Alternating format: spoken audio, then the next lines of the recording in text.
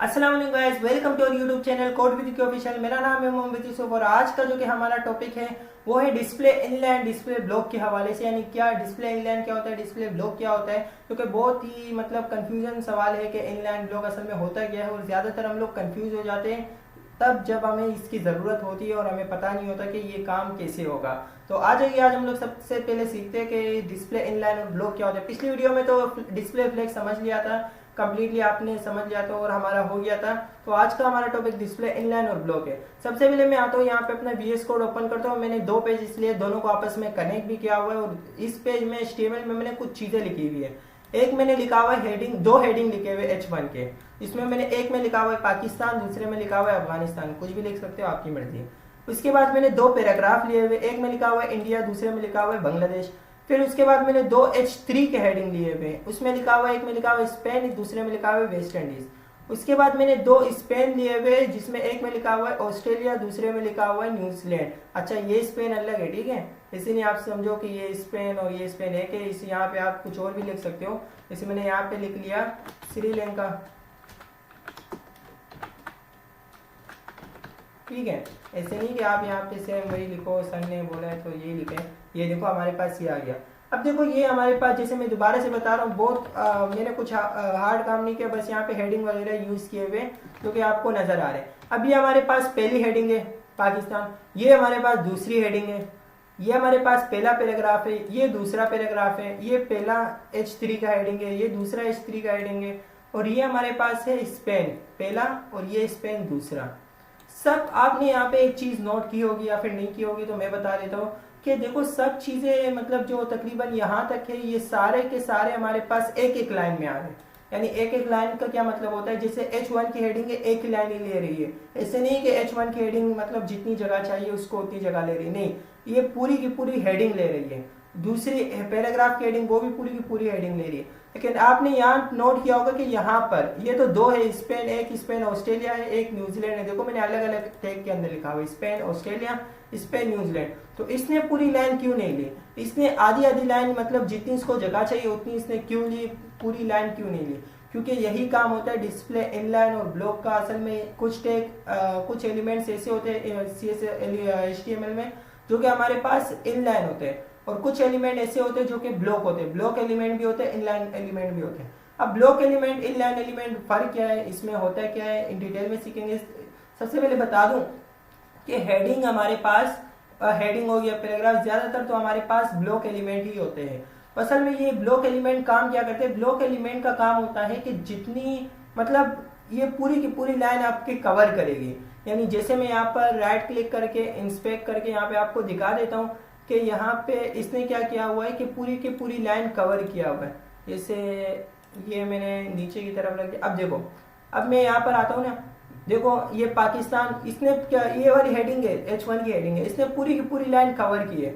दूसरी हेडिंग पे आ जाता हूँ अफगानिस्तान, इसने भी पूरी की पूरी लाइन कवर की है। कवर का क्या मतलब होता है, यानी इसको जगह तो अफगानिस्तान शुरू में ही खत्म हो रहा है, लेकिन इसने आगे कुछ भी आने नहीं दिया। ये बोला है भाई मैं पूरी की पूरी लाइन ही लूंगा, आपने जो करना है अभी नेक्स्ट लाइन में करना है।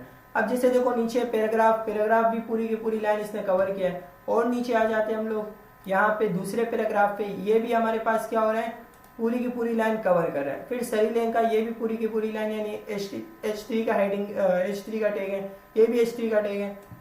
आखिर में देखो तो स्पेन का टैग। अब स्पेन का टैग ये होता है कि इसने देखो ऊपर वाले तो पूरी लाइन कवर है, लेकिन ये इसको जितनी जगह चाहिए ये उतनी जगह ले रहे हैं। बाकी बोल रहे हैं भाई आगे आने दो, इसका दिल बड़ा है भाई, बोल रहा है जो आना है आने दो, ऊपर मसला नहीं है। तो इसको जितनी जगह चाहिए सिर्फ उतनी जगह लेगा। देखो न्यूजीलैंड जितनी जगह इस पे यहाँ पे चाहिए, न्यूजीलैंड जितनी जगह में आ रहे हैं उतनी जगह लेगा, बाकी की जगह को बोलेगा भाई अगर कुछ और लिखना है तो आप ऊपर आ सकते हो। ये हमारे पास होते हैं इनलाइन। यानी इनलाइन कौन से होते हैं, जो कि लाइन के अंदर बोलते हैं भाई आते जाओ, जितनी जगह चाहिए सिर्फ उतनी जगह लेते, बाकी और जगह नहीं लेते एक्स्ट्रा। और बाकी ब्लॉक कौन से होते हैं, ब्लॉक एलिमेंट जो कि जगह तो कम चाहिए, यानी जगह तो सिर्फ ये पाकिस्तान इतना चाहिए लेकिन लेरी पूरी लाइन है, तो वो हमारे पास ब्लॉक एलिमेंट होते हैं। अब सवाल उठता है, मुझे ब्लॉक एलिमेंट को इनलाइन बनाना है, इनलाइन एलिमेंट बनाना है, और इनलाइन एलिमेंट को मुझे ब्लॉक एलिमेंट बनाना है, यानी एक्सचेंज करना है। जैसे पाकिस्तान और ये हेडिंग है, ठीक है, ये दो हेडिंग है, मुझे इसको ब्लॉक एलिमेंट की जगह इनलाइन एलिमेंट बनाना है। यानी यहाँ पे मुझे क्या करना है, इसको एक लाइन में लाना है, एक ही लाइन में दोनों को ऊपर लाना है। तो उसके लिए मुझे क्या करना होगा, यानी इसको जितनी जगह चाहिए सिर्फ उतनी जगह ले, तो उसके लिए मुझे इनलाइन बनाना होगा। तो सबसे पहले मैं यहाँ पे आता हूँ, अपना VS कोड ओपन करता हूँ और यहाँ पे मैंने सिंपली 2 पेजेस लिए हुए आपके पास।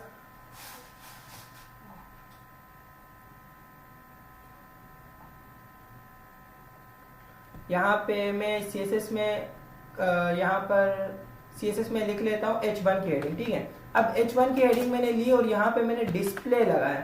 अब डिस्प्ले इनलाइन लगाऊंगा या ब्लॉक लगाऊंगा, देखो फ्लेक्स तो हम लोग पिछली वीडियो में समझ चुके हैं। अब ब्लॉक में लगा रहा हूँ। ब्लॉक का क्या मतलब होता है, ब्लॉक का मतलब होता है यानी जो कि नॉर्मली है, यानी इसको पूरी की पूरी लाइन ये कवर कर देगा, यानी इसको थोड़ी जगह चाहिए लेकिन नहीं, पूरी की पूरी लाइन कवर करेगा। और इनलाइन का क्या मतलब होता है, यानी भाई जितनी जगह चाहिए उतनी ही रखो। अब जैसे मैंने यहाँ पे इनलाइन लिखा और यहाँ पर देखो इसको सिर्फ पाकिस्तान को जितनी जगह चाहिए सिर्फ उतनी देगा, फिर अफगानिस्तान यानी एक लाइन में सारे को आने देगा, ऐसे नहीं करेगा कि अलग अलग आएगा। अब जैसे देखो यहाँ पे ये आ गया, ये आ गया, यानी जितनी जगह चाहिए सिर्फ उतनी ले रहा है, स्पेन की तरह हो गया अभी, ठीक है। तो ये हमारे पास क्या था, आज का टॉपिक था कि डिस्प्ले इनलाइन को ब्लॉक कैसे बनाना है, ब्लॉक को इनलाइन कैसे बनाना है, ठीक है।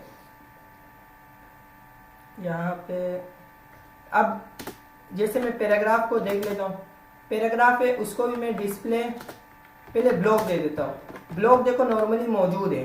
अब ब्लॉक की जगह मैं इनलाइन दूंगा तो इनलाइन से क्या होगा, इनलाइन से आपके पास ये देखो ऊपर आ गए, यानी यहाँ पे क्या होगा, ये चारों के चारों इनलाइन हो गए। अभी इन लोग को जितनी जगह चाहिए उतनी जगह लेंगे, बाकी की जगह बोलेंगे भाई आ जाओ ऊपर, जिसको भी आना है आ जाओ।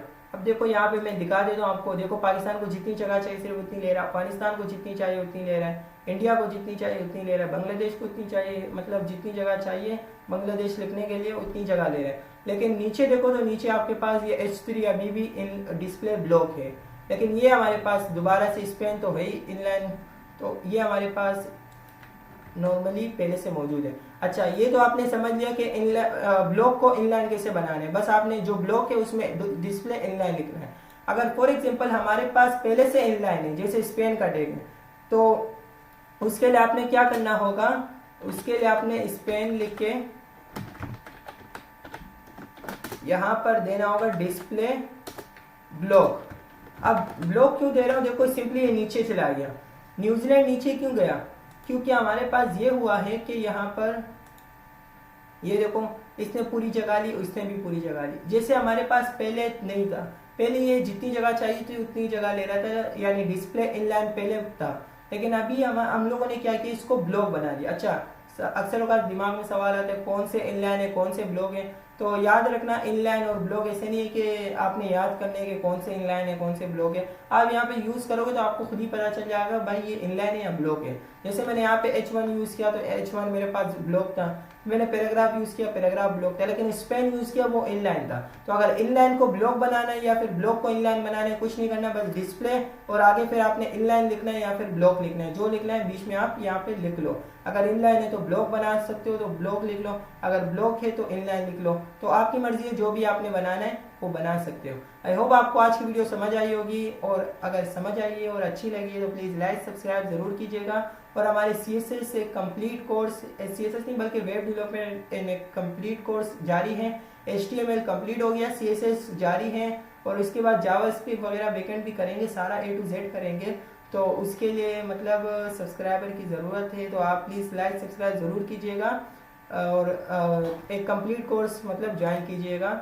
और अगर ये समझ नहीं आया तो यहाँ पे दोबारा से बता रहा हूँ, पहले भी बताया, पहले वीडियोस में भी बताया कि अगर कोई भी सवाल हो किसी भी रिलेटेड तो मैंने नीचे अपने डिस्क्रिप्शन में अपना व्हाट्सअप नंबर गिवन है, तो उस व्हाट्सअप नंबर पे आप रब्ता कर सकते हो, मैं रिप्लाई ज़रूर दूंगा। और अगर कमेंट में पूछना है तो कमेंट में भी पूछ सकते हो। आई होप आपको आज की वीडियो समझ आई होगी कि डिस्प्ले इनलाइन क्या होता है, डिस्प्ले फ्लैश क्या होता है। फ्लैश तो खैर पिछली वीडियो में समझा था, आज डिस्प्ले इनलाइन और ब्लॉक समझा। तो आज के लिए सिर्फ इतना ही, बाकी मिलते हैं इंशाल्लाह कल। खुदा हाफिज़, तब तक।